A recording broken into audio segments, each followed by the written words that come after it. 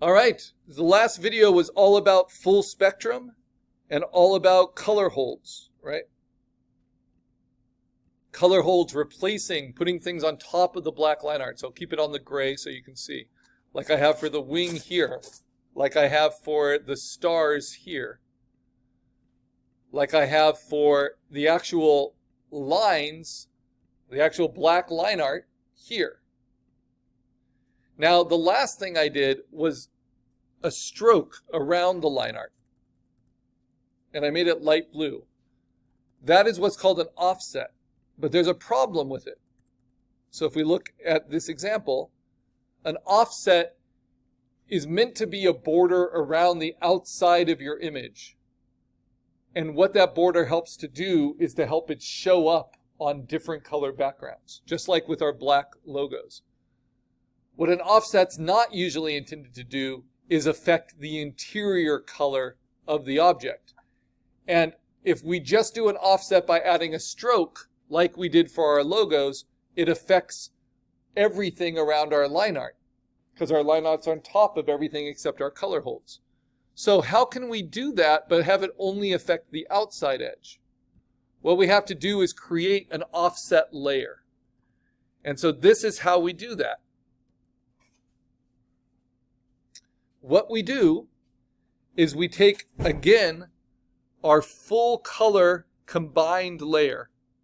So it doesn't matter if it's hard edged or soft edged, but I'm going to go back to my duotone. I know this is all the coloring right here, and I'm going to duplicate it. But this time I'm going to duplicate it with the black line art. So I'm going to merge that with the black line art. Now, I have a lot of layers. And I don't want to affect my color holds. I want to turn off everything except my clean black line art.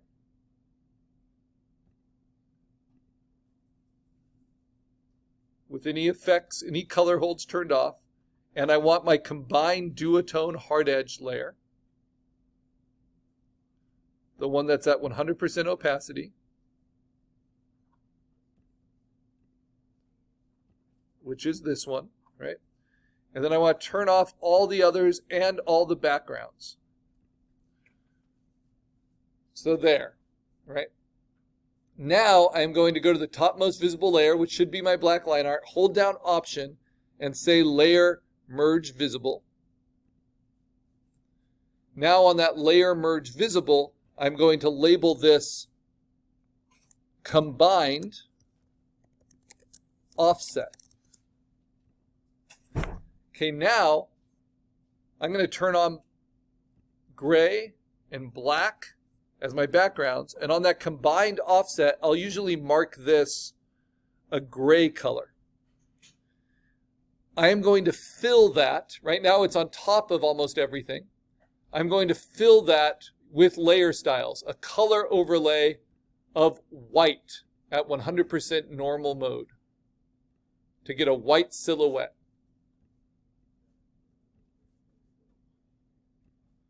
Because if you do t-shirt design and you want to print on a black t-shirt, this is the first thing that gets printed, a base layer of white, so that all of your colors will show up without the black of the t-shirt mixing into them. So now I take this and I move it down through the layers. So it's on top of my background, but underneath everything else. Then I can add my stroke to that, right? And now you see that stroke is only affecting the outside edge because it's on an offset layer behind everything else. And the ones it's not affecting are my color holds, the ones on top of my black line art.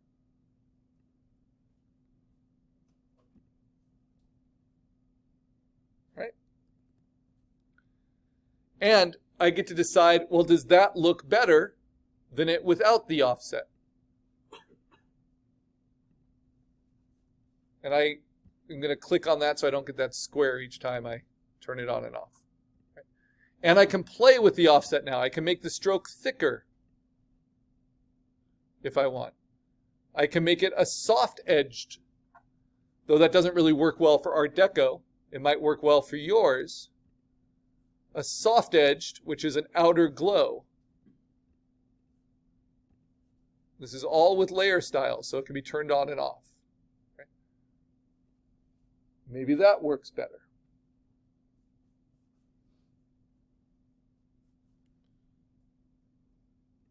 I'm going to turn them both on so I can decide right here just which ones I want to turn on or off.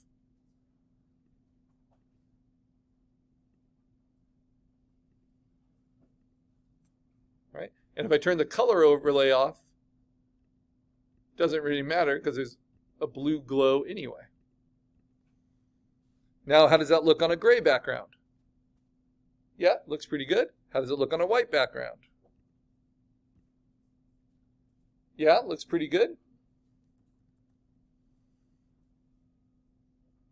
Yeah. Now, what if I don't want the offset on the crown?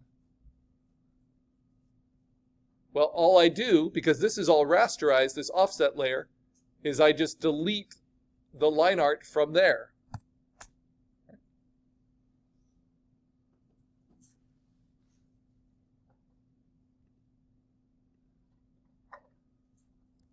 But I actually don't mind it on the crown.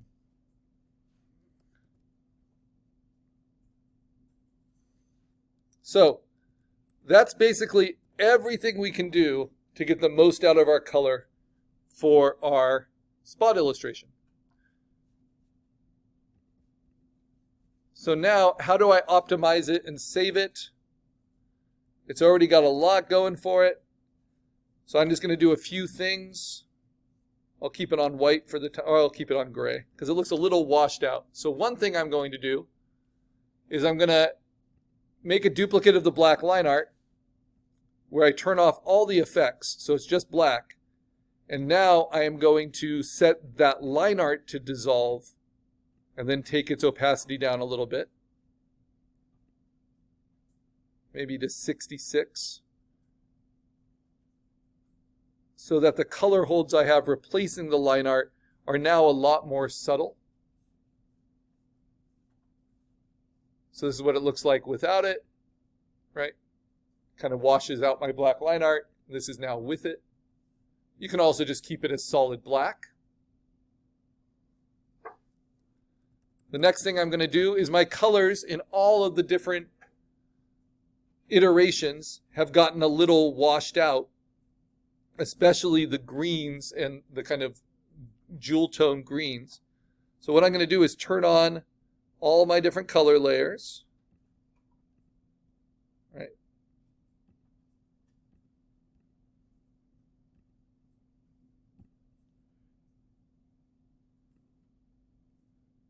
See if there are any that I want to turn off.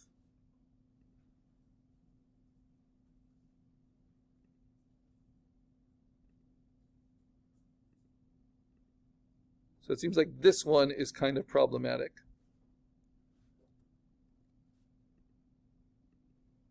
My full spectrum did a lot to kind of hurt that. So what I can do is I can, to think it through, turn off all the layers above the one that causes the issue. Right? Turn off all the backgrounds so that they're isolated. Make a combined version at that point. So this is now combined full spectrum color without color holds. Click on layer, say merge visible. And actually, before I do that, I should get rid of the offsets too. Should turn that off. So I'm not combining those.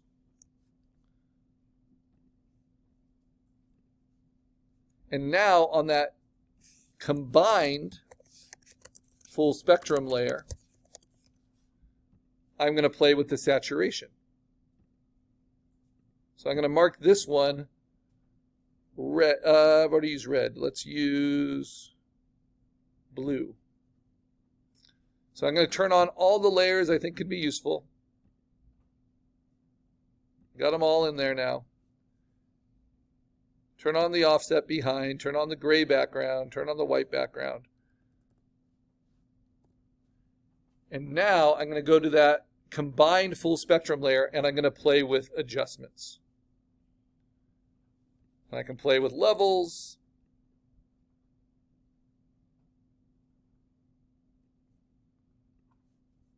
But the one I'm most interested in playing, I can play with color balance.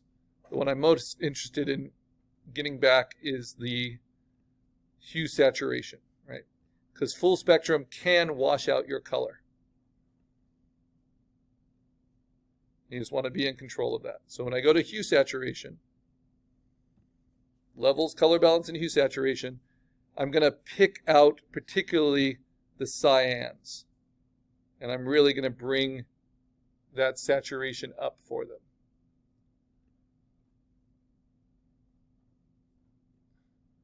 And the greens, bring that saturation back up.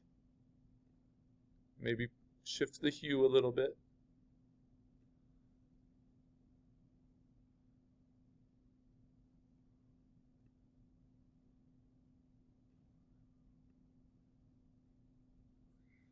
And then the yellows, maybe take the saturation down a little bit.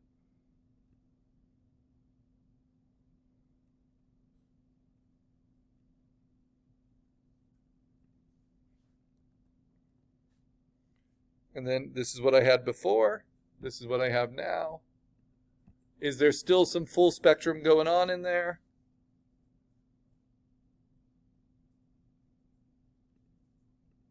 Yes, there is, but now it's really subtle. So you'll see it kind of affecting the color in a more subtle way than it was before. And then this is what I like to do. I like to take that full spectrum combined, push it on top,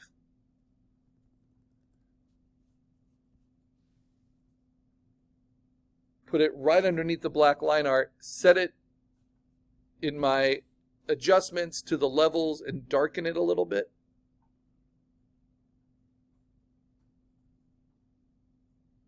Right, so it's a little bit deeper. And then set it to dissolve, because I'm finishing it off, and I like to give it a little bit of that texture. This will also help with the color mixing in the printing. So you see all that texture? That's from what I just did. Because I already have it in the line art. Now I want it in all the shadows. And the only places that won't have it is where it goes to bright white. Okay, now I've got an optimized, offsetted, full color illustration. So how do I turn it in? First, Command S. With the gray background turned on, I save it as a PSD. So I know I can still work on it here. Then I turn off all the backgrounds. Actually, I've turned off my color holds for my stars. What do you guys think? Do I want the stars or not? Hands up if you like the stars. I'm not sold on them. Okay, no stars, good. But remember, that's like, putting something like banana peppers on your sandwich. You can always take them off, put them on. All it takes is a click, right? So I'm going to leave it there. I'm not going to delete them. And then I save. Okay, so now, to turn it into canvas, I turn off the backgrounds and I save it as a copy. So I can save it as an online format. And that online format, I want to be a free floating spot illustration. So that is going to be a PNG. And that is my third requirement. I'm going to save it to the desktop.